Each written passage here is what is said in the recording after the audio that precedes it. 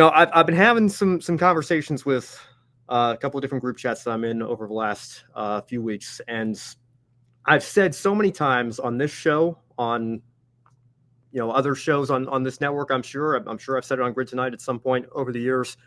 I've said it in those group chats before that I firmly believe in the validity of a full season, 36 race tally of season-long points to determine a champion.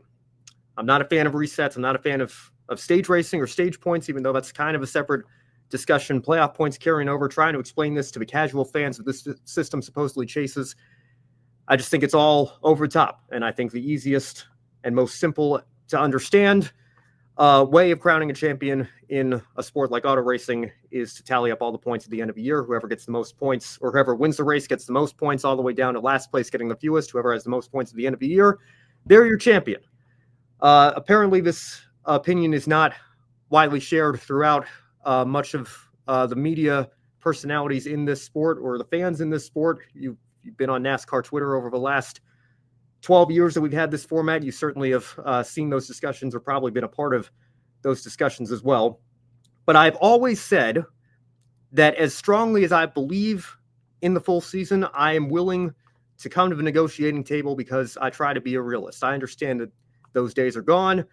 Can we at least get back to a 10-race chase like we had from 2004 to 2013? Can we at least do what it sounds like they are strongly considering, and that is make the final round multiple races, so that it doesn't, at the very least, come down to a single race? Anything would be better than what we have now, where you take 4 drivers and it comes down to one race. So that means if you have an engine failure, or if you get taken out by a lap car, or if you cut a tire and hit the wall, your entire season rides on something that is liable to happen in a sport as chaotic as auto racing. I'm not a fan of that.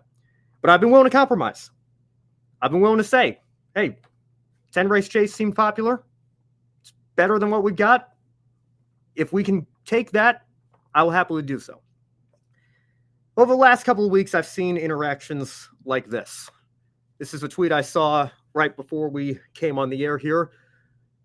Moody talking about others being predictable after using the standard shill, perform when it matters response. And I try not to call the Dave Moody's and Daniel Trotters of the world shills, because they are certainly entitled to their opinions, but this is so incredibly ironic to me. This is Opinions on NASCAR tweeting Christopher Bell's finish in the Cup Series playoffs.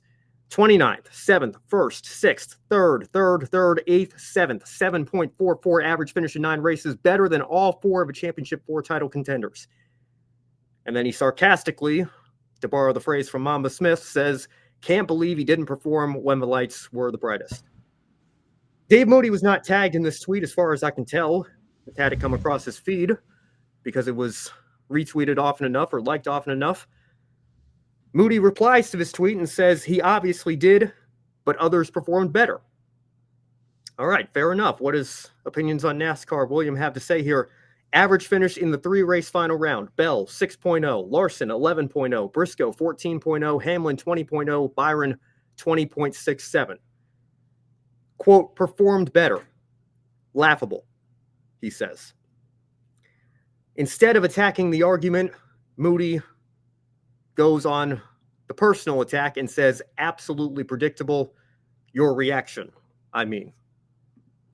Like I said, very, very ironic that Dave Moody would call somebody else's response predictable, because I can't say I'm surprised that that's the direction that Dave Moody decided to go here. But it is just absolutely unbelievable to me that we continue to have these conversations year after year, and the people within the sport, again, they are entitled to their opinions just as much as anybody else is, but they either can't or won't attack the arguments from the side that I happen to be on in this conversation here, arguing, if not in favor of a full season, at least something other than what we have now. And instead of attacking the argument, they call the response predictable. Or in the case of Daniel Trotta, they say, we want to take the sport backwards. We don't want to move forwards. We want to take the sport backwards.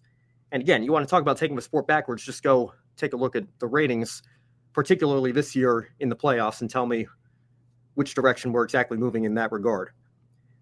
But this is why I have decided as of the last few weeks, I'm done compromising. I'm done compromising.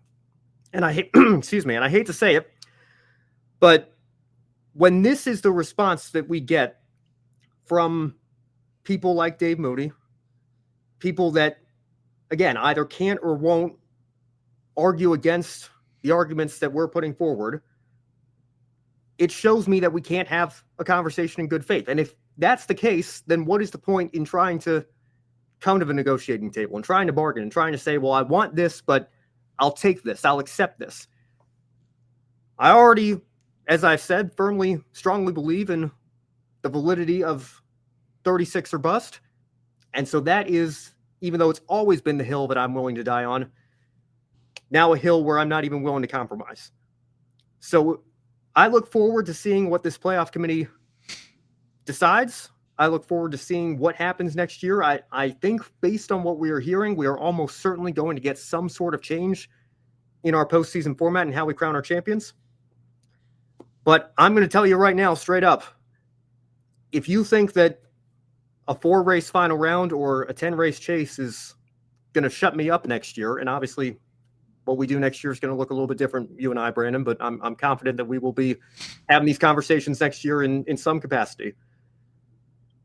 If you think that I'm going to be satisfied or that I'm not going to be talking about this as passionately as I have been for the last several years, then you got another thing coming. That's all I'll say on that.